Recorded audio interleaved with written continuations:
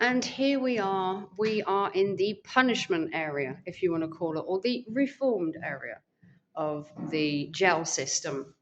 And this is the pillory.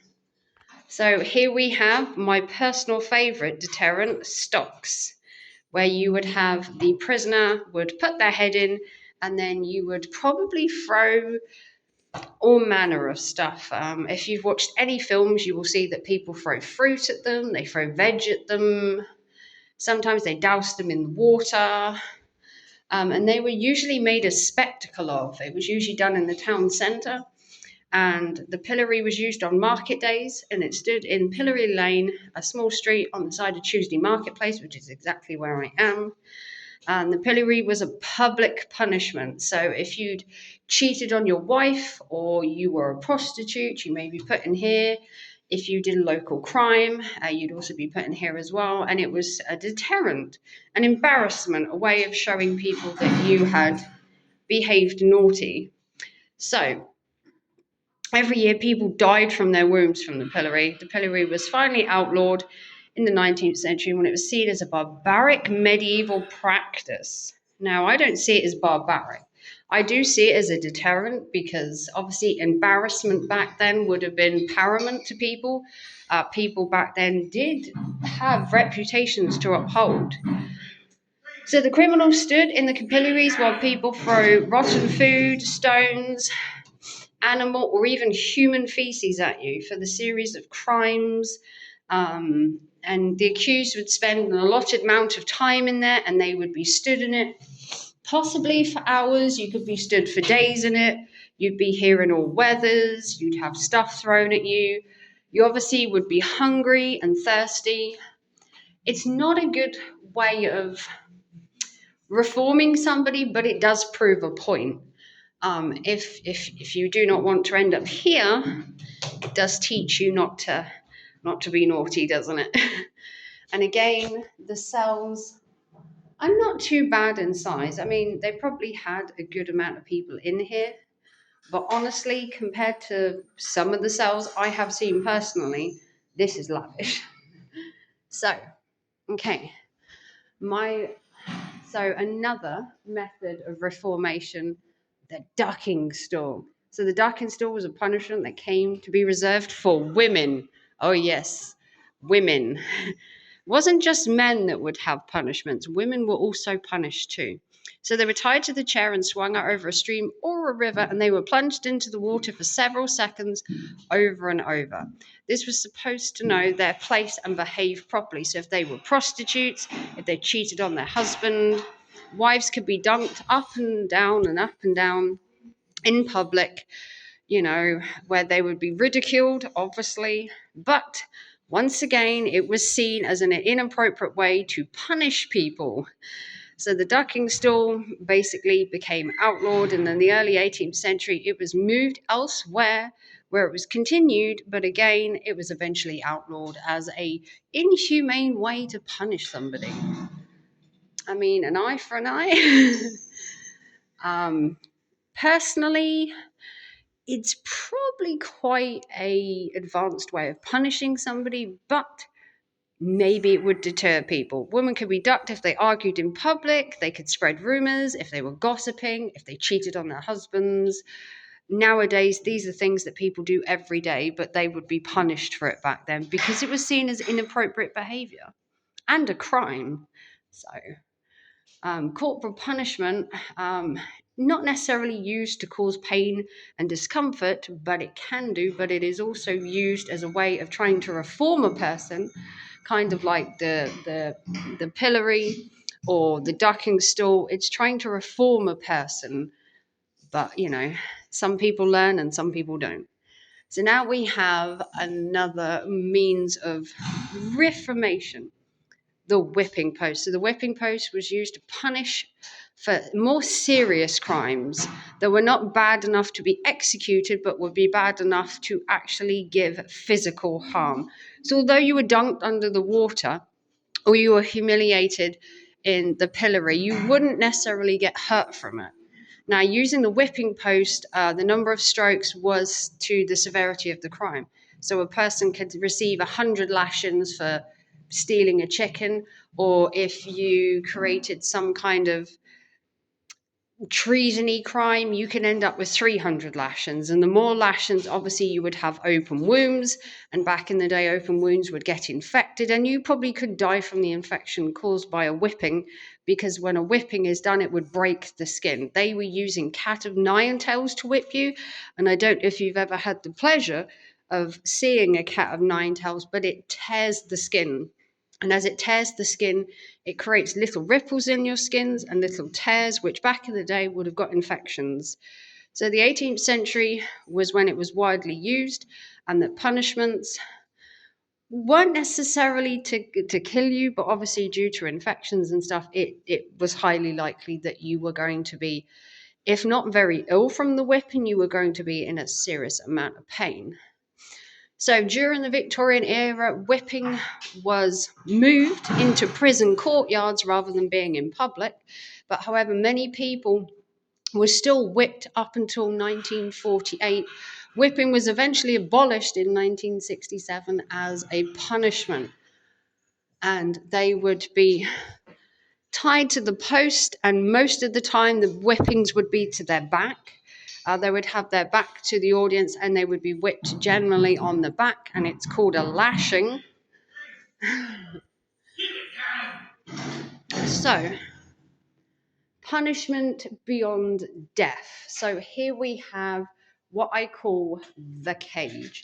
So this was an interesting one. I don't personally know much about this one, or I do know much about the rest. So the gibbet was a grim reminder of the power of the state. The rotting bodies of executed prisoners were hung in the gibbet irons or chains from a gibbet. So this was a way of showing maybe a traitor or a murderer, and they would hang their decomposing body in here. The medieval period murderers were often hung, and then their bodies were placed in here to show the town's people. So during the 17th century, many gibbets were moved to busier places outside of town rather than having them as a showpiece in the town centres. And around the 18th century, the gibbets of bodies became viewed as an outdated practice. And in 1752, it was limited by an act in Parliament, and by 1835, it was actually abolished. Apparently, showing a decomposing body in the centre of town is kind of frowned upon and gross at the same time. But it didn't really, I guess it didn't really stop crime, because crime continued. And as you can see, you get all the information that I am reading. So if you come here, you don't have to be a know-it-all like myself about crimes and punishment, although I have researched it for many, many years. Then you can come into here, and this is a bigger jail. So this is the more big space. You've got chains, you've got clothes that the kids can dress up in. So this is the kind of thing that they would sleep on. So they had bread and water for tea, lunch, and supper in these little cups. Obviously, it would have been a bit different back in the day. That would probably more likely been made out of wood. This was your toilet. Yes, in the early days, the bucket was the modern way of going. If you were in solitary confinement, you were allowed to go in a private toilet, but most of the time prisoners were held in like massive cells where there were lots of all crammed into one. So in 1901, this cell was part of the King's Lynn police station, and John Cooper was being held here awaiting trial. One night he escaped, amazingly enough. One night he scraped the mortar out between the bricks in the cell wall and made an escape and squeezed through. So it is possible to get out of the jail cells, although many modern day prisons are still escapable. So until the 19th century, English law treated children the same as adults. If you stole a chicken and an adult stole a chicken, you would both be sent to jail, no matter your age. Obviously, in today's society, we don't necessarily send children to jail, but they are sent to a young offenders, which is more seen as a rehabilitation rather than a life in prison. So the ghouls held children alongside adults. So if you stole a chicken and your son stole a chicken, you are going to be sharing the same cell. They were put into handcuffs, manacles, and leg irons, the same as the adults, and basically treated the same. If you committed a crime as a child, you were treated the same as an adult. So my suggestion would be to not commit crimes if you then didn't want to end up where your parents did. So the prisoners' clothes, they were the most uncomfortable and scratchy material you would probably ever find. You have things like Hessian, sack material. It would have scratched your body. It would have really kind of rubbed, and you would have probably itched and it would have been uncomfortable. And due to obviously, um, how sweaty and humid and everything the cells were multiple people, lack of air. Obviously, like I said, you still did have the windows, so you did get some sunlight. You weren't completely cut off.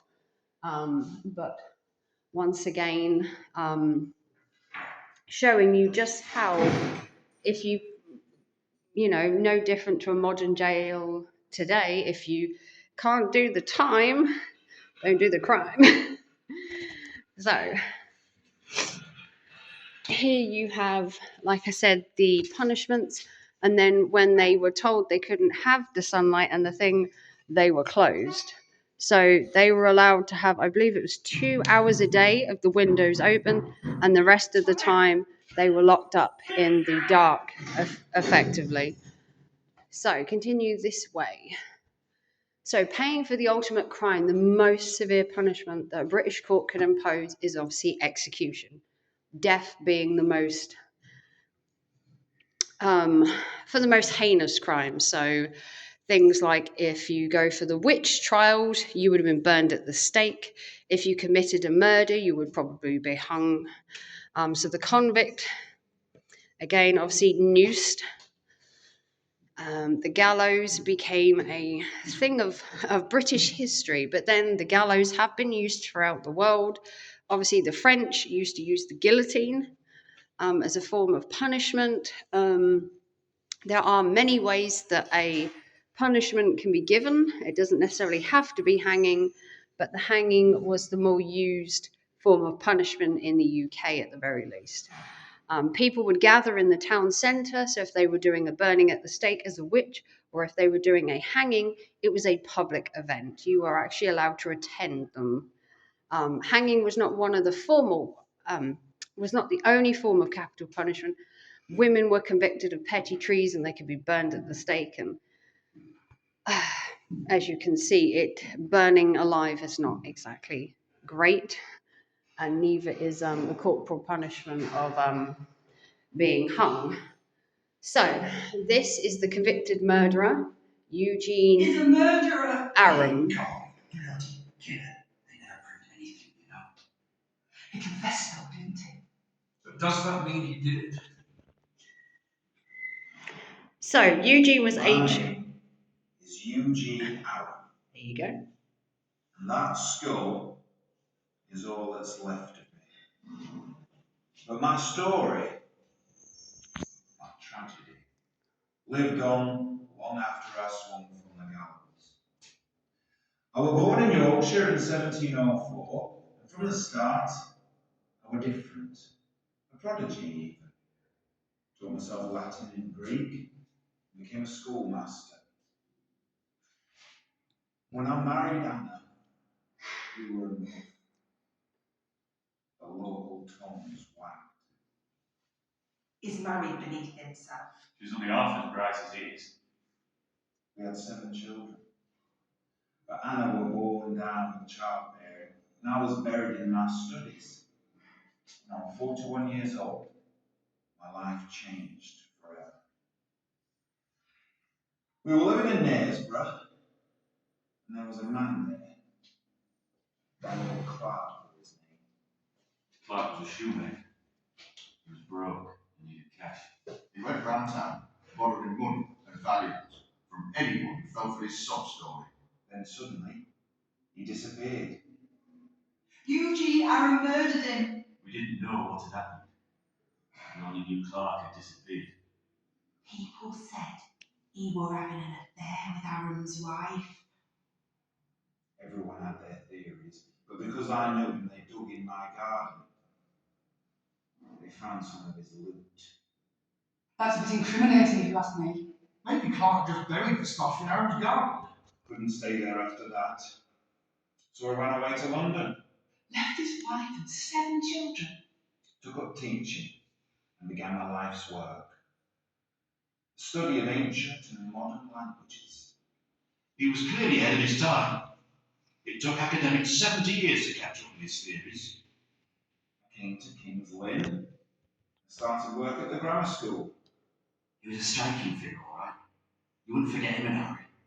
Very tall with a high forehead and cheekbones. They found Daniel Clark! In a cave near Knaresborough. A skeleton with its skull smashed in. 13 years after I left Knaresborough, they found him. He'd been murdered. Aaron's wife has been telling everyone her husband knows something about it. What do you expect? He ran away and left her, didn't he? And one day in Lynn, a horse trader from Knaresborough recognised me. Now we're arrested in front of my pupils. Stood trial at York. Defended myself, trying to discredit the evidence. You are sentenced to hang by the neck till you are dead. As I waited to hang, I confessed to Daniel Clark's murder. He said it was on account of his wife having an affair with Clark. Rubbish. Aaron, Clark, they were all in it together. They met at the cave to divide the booty. They argued, and Dan Clark was killed. On the night before the execution, I tried to take my own life, and I failed. They hung him in York, and then strung his body up in chains on the edge of the Knaresborough forest. Thus, my life ended, but my legend began.